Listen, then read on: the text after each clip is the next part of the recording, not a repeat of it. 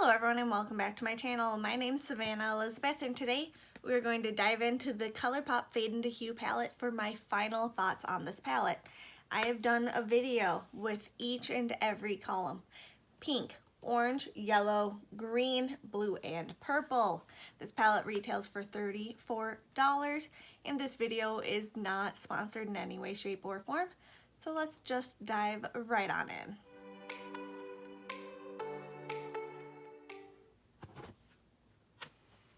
Alright, so with you all scooted a little bit closer, I'm just going to start just kind of playing around. I'll, play around, come up with something cute hopefully. So I noticed with this palette that the sequin shades did have quite a bit of fallout, and I was not a fan of that. The shades are very beautiful and pigmented, just a bit messy. The matte shades blend out nicely, but they do take a little bit more work.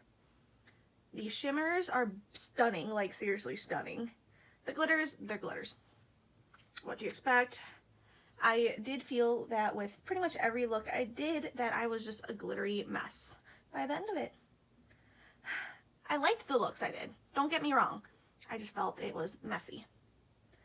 I have no idea why we're going with blue. Probably because I'm feeling a little blue today. After this, I do plan to film another video giving you all a huge life update while I take off whatever look I come up with in this video.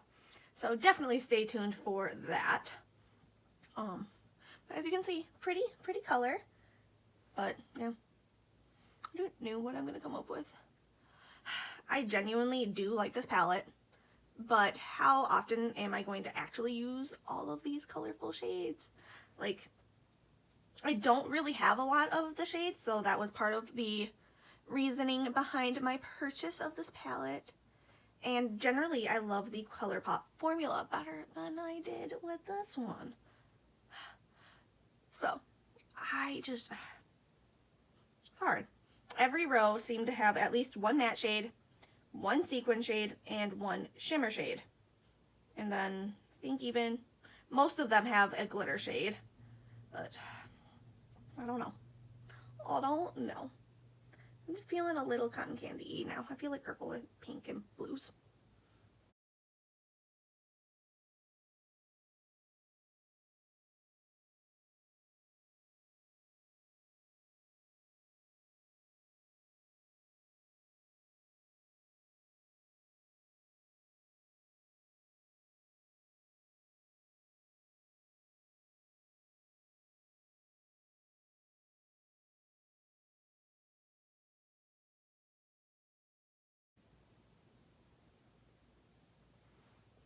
What do I think could have made this palette just go above and beyond?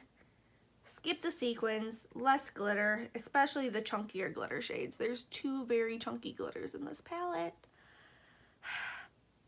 I do like how they laid it out, different rows for different colors.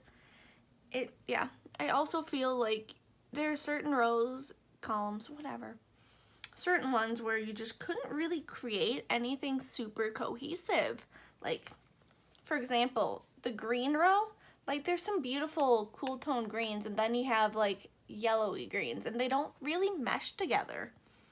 I feel like they should have been more just usable within each column. So I do say if you have, they should have meshed like together. A big colorful palette, I feel like they dropped the ball with that. This if you have something already that works for you.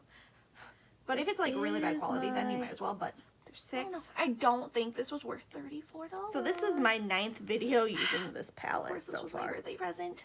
So yeah, I've used it a bit. I have an opinion. Normally. But you can see it blends out pretty nice. It's like, you can see the shades layer up pretty nice, not bad, but there are some shades that are just harder to blend, that just don't work together. Purples are harder to blend. In general, it gets a little messy. Except for the pink row are harder to blend.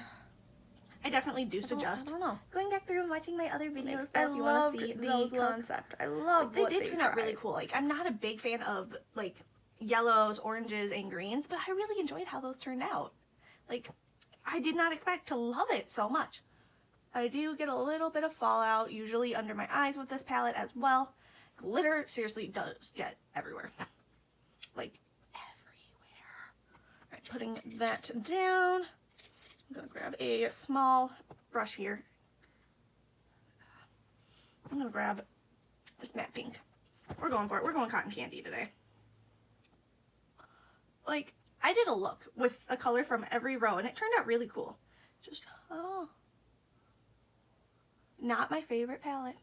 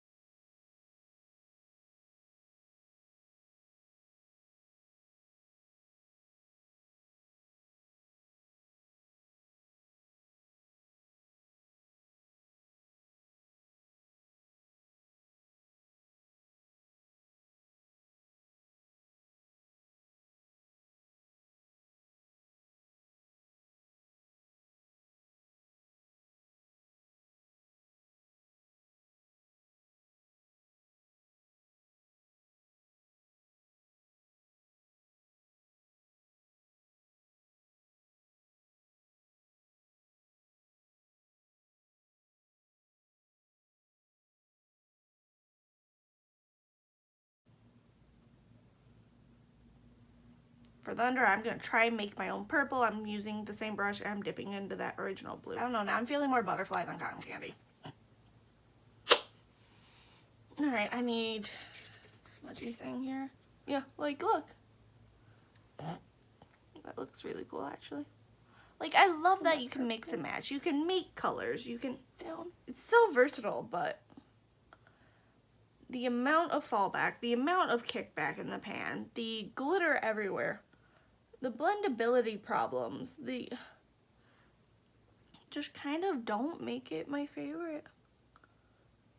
It makes it hard to make me want to use it. Like, I don't want to go to work with a cute colorful eyeshadow look and have glitter all over my face.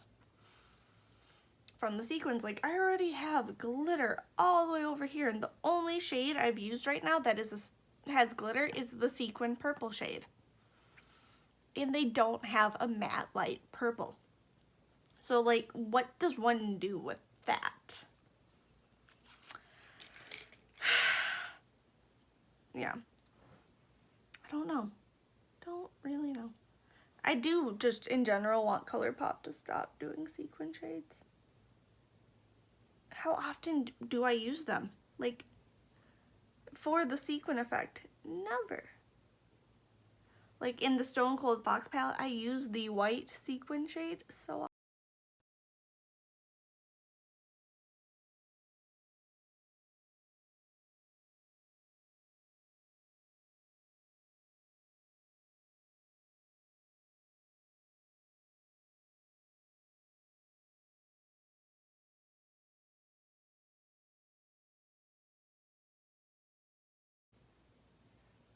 Okay. Flat brush, grabbing that blue.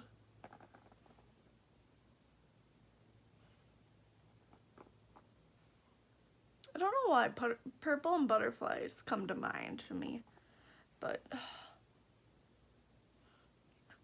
yeah, the formula with this palette is just a little more chalky and drier than their usual formula. Like, they really just missed the mark, and like, it's not as opaque right there.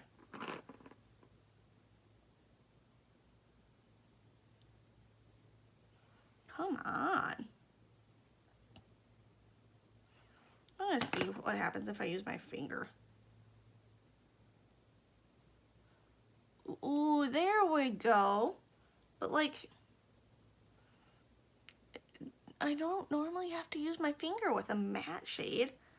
Normally just shimmers. Okay. Well. Alright. I'm gonna blend that crease out. I don't know.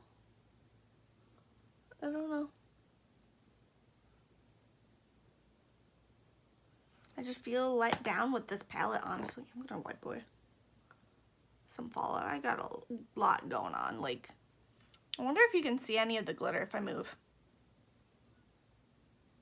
Do you see any sparkles? Because I see a lot and they're bugging me so much. So, don't recommend using the sequin shades. Okay, I'll grab the pink shimmer here.